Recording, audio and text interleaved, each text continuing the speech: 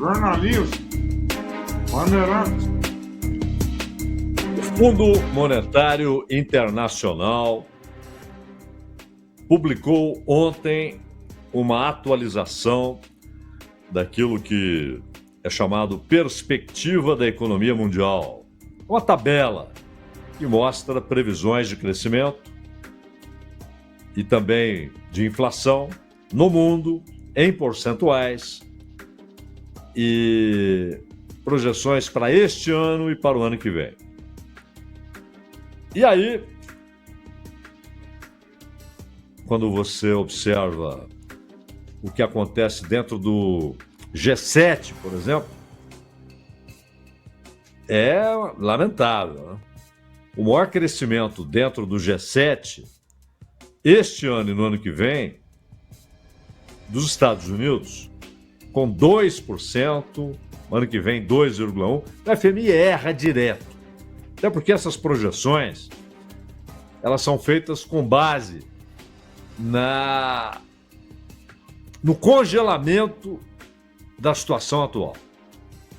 Então, sem mudanças relevantes, sem acontecimentos relevantes, sem crises, do jeito que as coisas estão, elas ficam, e aí, se elas assim ficarem, deverá acontecer tal coisa. Só que elas não ficam, né? As crises vêm, o inesperado, e há uma série de fatores que determinam resultados econômicos. Esses fatores são instáveis. Há variações muito rápidas e às vezes múltiplas. Então o FMI erra com uma regularidade impressionante. Ele quase sempre erra. De qualquer maneira, se observarmos aqui, os Estados Unidos com 2% este ano, a zona do euro 1,2%, a Alemanha 0,2%, quer dizer, nada, né? Nada. Estacionada a economia alemã. A França 0,7%, a Itália 0,5%, a Grã-Bretanha mergulhada na mediocridade, compatível com seus dirigentes, 1,3%, Canadá 1,2%, só a Espanha, que não tem a ver com o G7, tem um crescimento interessante de 2,9% previsto para este ano, e 2% vai levar um tombo no ano que vem, se o FMI estiver usando os óculos certos, estiver enxergando o que está acontecendo. Saindo do G7 e de mais alguns países europeus que não são do G7, indo para a Ásia, África, América Latina, a China, este ano deve crescer 4,8%, 4,2% no ano que vem, a Índia 6,6% este ano e 6,2% no ano que vem. E aí vai, a Rússia com um crescimento muito baixo, México, talvez 1% este ano, 1,5% ano que vem, crescimento baixíssimo. Oriente Médio, Oriente Próximo, Oriente Médio, Ásia Central, 3,5% este ano, 3,8%, já é algo relevante. A África Subsaariana, sobre a qual falamos ontem, 4,1% este ano, 4,4% ano que vem, com todos os boicotes, com todos os ataques, com toda a covardia das potências, vai crescendo. A África do Sul, 1,1% este ano, 1,2% ano que vem. Seríssimo problema na África do Sul, desemprego muito elevado, principalmente entre os jovens. América Latina e Caribe, 2,4% este ano, 2,3% ano que vem. Ou seja, a possibilidade de o FMI errar todas essas projeções é imensa, porque sempre erra, né? Porque a situação não fica congelada. Os dados são esses e assim será. Não, claro que não. E o Brasil? O Brasil O FMI acredita que crescerá este ano 2,4% e no ano que vem 1,9%. Isso é muito ruim se esses números se confirmarem. Mas ainda que os números estejam errados, é preciso notar que há uma tendência, e a tendência geralmente é bem observada pelo FMI, a de que o crescimento do ano que vem será menor do que o deste ano. E, claro, o Brasil responde muito rapidamente a alguns estímulos, né? Às vezes um programa assistencial provoca um crescimento do PIB inesperado. Por quê? Porque a maioria esmagadora dos brasileiros vive numa dificuldade muito grande, ganha muito pouco. Então, esse algo a mais que aparece de vez em quando é capaz de produzir crescimento do PIB, porque é tanta gente que vai consumir um pouquinho mais que há um resultado expressivo no produto interno bruto. É tanta gente que vai poder comprar um negocinho a mais, né? Um pedacinho de frango a mais, um pouquinho mais de arroz, um pouquinho mais de batata. É tanta gente que o impacto no PIB é significativo. Por quê? Mas antes de falarmos especificamente disso, o pessoal lá do Copom, do Banco Central, também grande parte do mercado financeiro, da imprensa, esse pessoal deve estar muito feliz. Porque, afinal de contas, o sinal é de um crescimento muito baixo no ano que vem. Isso, para eles, significa menos consumo e, portanto, menos pressão inflacionária. E ainda que tudo isso se realize, e infelizmente o risco é elevado de que se realize, ainda que tudo isso se realize,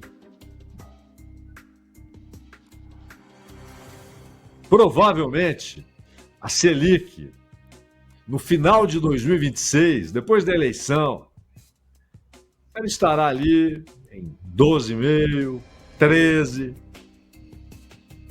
talvez um pouco menos, mas nos 2 dígitos. O Brasil tem hoje a segunda maior taxa real de juros do mundo, só inferior à da Turquia. Já é mais do que o dobro da taxa real russa. A Rússia em guerra, precisando valorizar o rublo, negociando em rublo, exigindo que as encomendas sejam pagas em rublo. É muito difícil nessa situação você conseguir manter uma taxa de juros equilibrada. E o Brasil consegue ter o dobro da taxa real de juros, não a nominal. O que importa é a real. É indecente. Isso vai produzir, se terminaremos 26 na casa dos 2 dígitos, na Selic, produzindo aumento do custo da dívida, produzindo demissões, mais demanda por auxílio-desemprego, mais demanda por programas assistenciais, portanto, mais demanda por recursos públicos, produzindo fechamento de empresas, aumento das dívidas das empresas e das pessoas físicas, num país já imensamente endividado, internamente endividado, com mais de 6 milhões de empresas, com quase 80 milhões de pessoas endividadas, grande parte seriamente endividadas, e fazendo novas dívidas para pagar as antigas. E, no entanto, mesmo com a inflação sob controle, você tem a perspectiva de chegarmos ao final de 2026 com a Selic em 2 dígitos. Por quê? Porque isso significa acumulação no mercado de títulos. Porque hoje a Selic é uma indexadora cada vez mais procurada. As pessoas querem emprestar ao governo, comprar seus títulos, tendo a Selic como indexadora. Então isso é uma festa para o mercado de títulos, para esse setor do mercado financeiro. E aí estão grandes bancos, bancos digitais, empresas, inclusive pessoas físicas e jurídicas de outras partes do mundo, gente que nunca pisou no Brasil, mas que ganha fortunas no mercado de títulos brasileiro, que não produz um mísero parafuso, que não emprega nem sequer uma pessoa no Brasil e ganha muito dinheiro com a dívida pública brasileira. Mas, por que o nosso PIB desabará? A Selic tem a ver com isso. A Selic tem a ver com esse limite estabelecido. O que o Copom quer, a mentalidade que é predominante ali e que vem desses interesses financeiros, essa mentalidade estabelece, por exemplo, que o desemprego tem de ficar acima de 7% e que a economia tem de crescer menos de 3%. Parabéns! Vai crescer menos de 3%. No ano que vem, talvez a metade de 3%. Ficarão felizes, mas arranjarão outra desculpa para manter a Selic nas alturas. Quando não há nenhum argumento sério, eles simplesmente dizem: olha, há uma certa instabilidade no mundo, há incertezas. Ora, sempre há incertezas no mundo. É um mundo de incertezas. Então, usar isso como argumento é garantir que sempre haverá essa explicação grotesca, debochada, para a Selic nas alturas. Mas, de repente, vem lá um programa social, uma assistência emergencial, e o PIB cresce.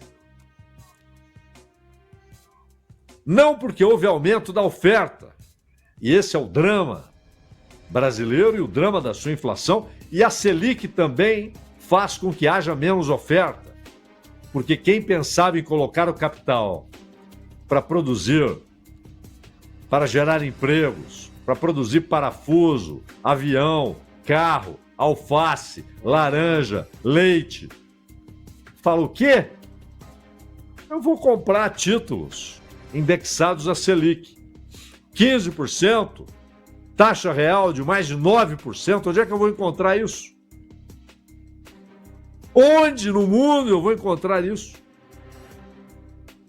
Eu vou enfrentar folha de pagamento, concorrência, impostos, burocracia, falta de infraestrutura. Eu vou comprar papel, ficar sossegadão. Isso afeta a oferta. E aí, quando há algum crescimento da demanda, por algum desses motivos às vezes ocasionais, irrepetíveis, a inflação é pressionada, porque a oferta não cresce. Mas e o trabalhador brasileiro? Oh, Ameaçado pela Selic. Sem entender, inclusive, como é que falam em redução da inflação. Ele não está entendendo. Porque está tudo caro demais. E há muita coisa que não é computada. Há muitos serviços no dia a dia que não entram para a estatística. E as coisas estão caras. A comida está cara. Não, os alimentos cresceram menos. Ou até houve redução de preço nesse ou naquele produto, porém uma redução para um nível que não é o nível anterior àquela aceleração na subida. Não é. Não volta mais para aquele preço. O queijo, a batata, a laranja, o arroz, o feijão, a carne, eles não voltam para o nível anterior àquela aceleração na subida. Tá caro. Os salários perdem valor porque os reajustes não acompanham a inflação real, nem aquele que se dá no salário mínimo. Não, a inflação, mas não. A inflação real é maior. O que significa que ano após ano, e às vezes de 3 em 3 meses, o seu salário vale menos. Porque o salário vale o que ele compra, o que ele adquire. E se você compra menos com o mesmo tanto de dinheiro, aquele dinheiro está valendo menos. Ou seja, estão pagando menos pelo seu trabalho. Mas a empresa, nominalmente, está pagando mais ou pagando a mesma coisa. Mas quando ela paga mais por um reajuste qualquer, o governo vem e quer mais. Porque ele taxa a folha de pagamento. E ele quer mais do seu salário, mesmo valendo menos, ele quer mais.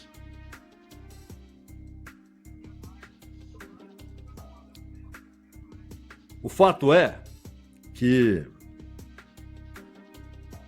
nós temos 3 anos depois o IBGE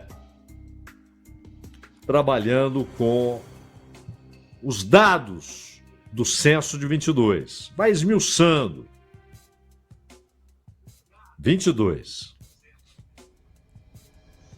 E o que você encontra ali é que mais de 35% dos trabalhadores no Brasil recebem até, atenção, até um salário mínimo. Não é que 35% dos trabalhadores recebem um salário mínimo. Até. Porque há um percentual importante de pessoas recebendo menos de um salário mínimo. Recebendo, muitas vezes, 1/4 de um salário mínimo. Sim, 25% de um salário mínimo. Metade de um salário mínimo. E 35% recebendo até um salário mínimo. E um salário mínimo que é menor que o do Paraguai, que o de Honduras. E é bom notar que quando você estende para 2 mínimos, o percentual já é majoritário. E se chega a R$5.000, R$5.000, você vai encontrar exatamente se nós tomarmos aqui 24,2% entre meio e um salário mínimo, 32,7% entre 1 e 2 salários mínimos, 35,3% é até um salário mínimo. Isso inclui sem rendimento, que não tem nada, não ganha nada. Inclui até um quarto do salário mínimo, 3,9%. Ou seja, você pega 100 trabalhadores, 4 ganham um quarto de um salário mínimo, 25% de um salário mínimo que já é baixíssimo.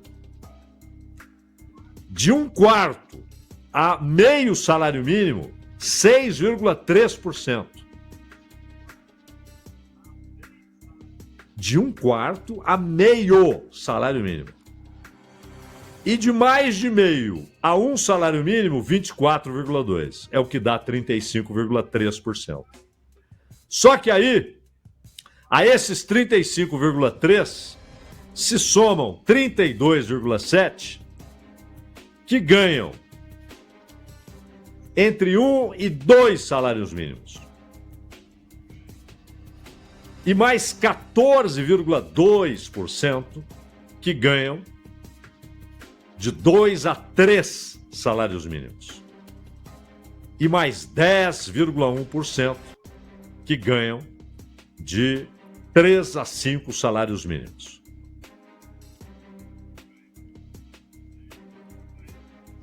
Mais de 5 a 10 salários mínimos, 5,1%. E aí vem, mais de 10 a 15 salários mínimos, 1,2%.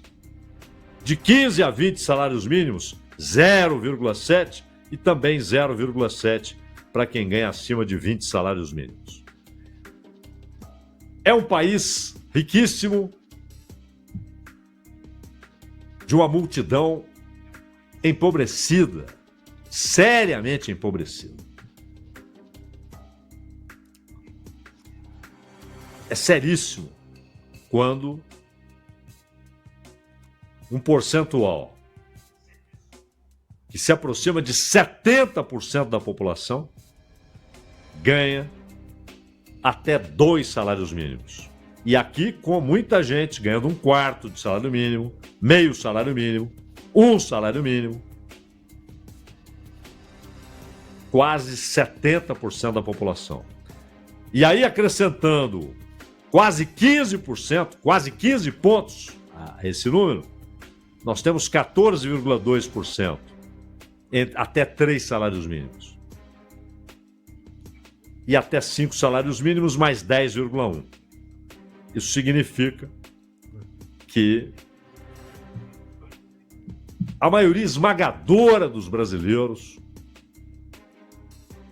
não faz outra coisa que não seja tentar sobreviver, tentar pagar as contas,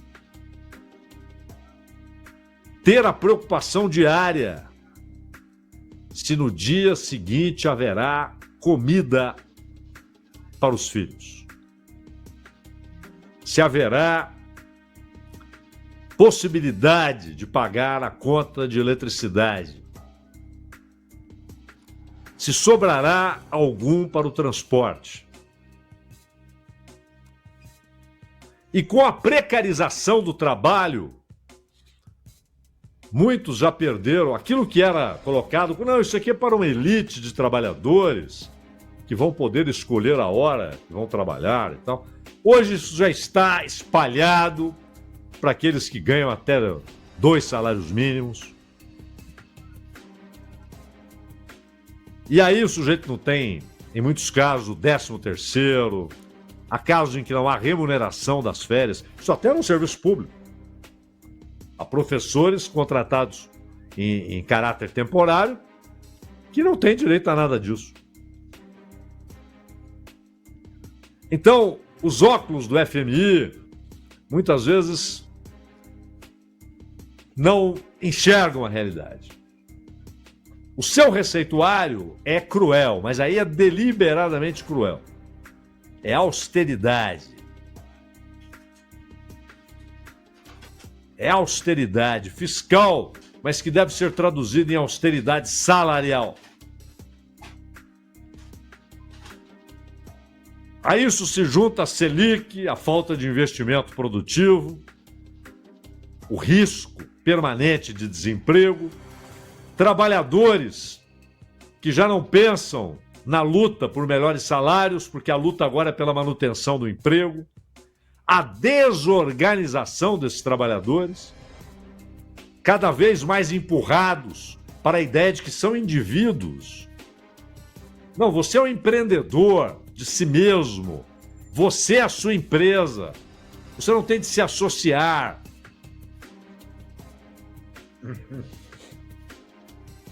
Você é um homem livre, mas suas mãos e pés estão acorrentados.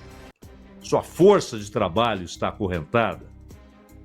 O seu trabalho está acorrentado. O seu salário está acorrentado. A dívida bancária.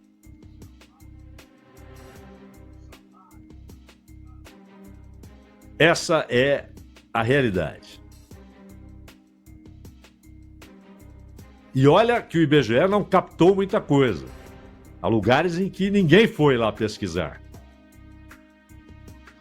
Se tivessem ido, o quadro seria ainda mais dramático, meu caro Jornalismo. Bandeirantes. Ronald Gimenez.